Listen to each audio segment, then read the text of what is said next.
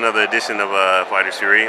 Shelton, Big Shell, if you know me, and I'm sitting here with the man, the legend, the phenomenal Jason Cole, Afro Cole. What's going on, man? What's good, Shelton? What's good, You just put on a hell of a show on the stream with, and Team Super Street Fighter 14s with DJ. Can you elaborate a little bit about that right off the bat? Oh man, DJ. All that was about was just showing people that you can't ignore characters just because you don't see it on YouTube. And I just had to expose that. People like I say DJ and they automatically, oh, he's a bad character. I'll ask them why. And they're like, oh, he just doesn't do any damage. And I'm like, well, does that make a character bad? He doesn't do damage. I'm like, what if I just keep you out all day and you can't hit me?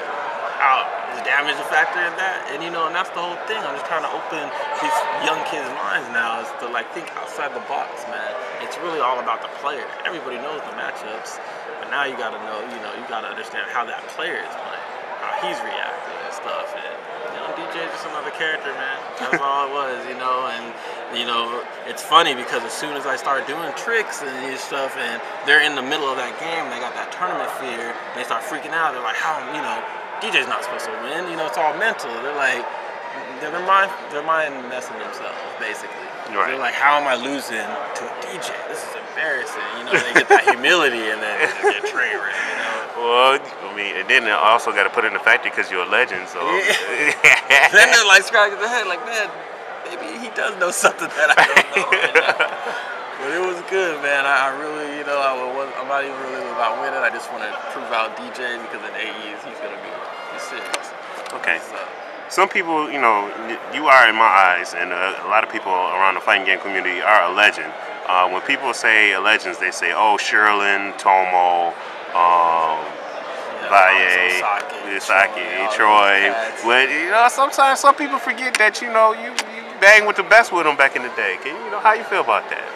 It's what, to me, it's all good. I have the love for the players that I know that respect, and I've never been that type of guy to kind of showboat and stuff, or not showboat in the sense of hey, I'm the best, I'm the best, I'm the best. I treat it like WWE, like wrestling, man. It's just so entertainment. When you go out there now, it's just performing, and our scene's so big now. You see all these characters have such rich characters, man. Right. And then it's like, yeah, let them out. When they're winning, it's not, let them get that enthusiasm because this is a spectator sport as well, man. It's entertainment and stuff. So just go back on your question. Yeah, that stuff doesn't bother me, because I'm still here for the players and stuff, and as long as I'm passing my knowledge on and stuff to the people that are aware, it's all good. John Cho and them, they're doing their thing. And I feel like all these years, I've been doing this 20 years, man. Right now, I'm to the point where, I got to be like the Cannons now, where I'm trying to get back. I want to create something that I've always wanted when I was a player, and that I didn't even think was possible.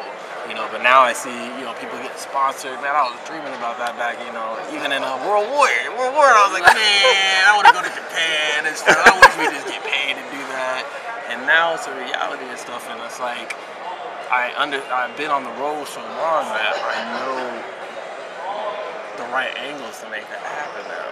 All the doors are open, so I'm striving to create that for the new generation so that the only way that our community is going to survive is if we bring it to the next level.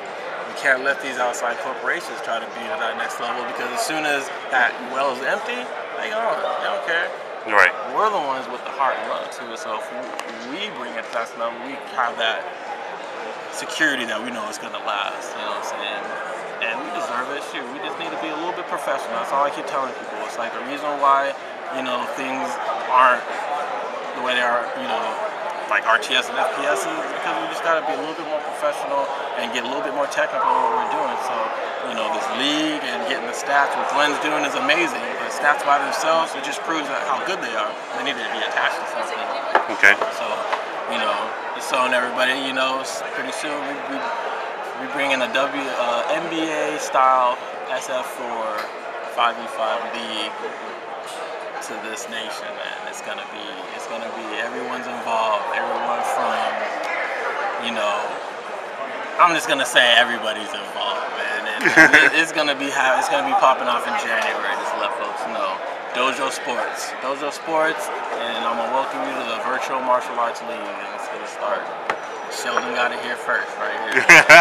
Exclusive. This is the first time I've really kind of officially announced, you know, the beginnings of it. And, you know, it's 5v5 teams. We got some pretty buff teams, and it's going to be style like God's Garden, 80% online, 20% off, 4-month season. Basically, at the end of the season, we'll have a playoffs or a Final Four, and then basically I'm just going to shop around and see what major wants to have basically a grand finals of 5v5 every year. It's going to be 3 times a year, 4 months. It's 4 months cycles. Okay.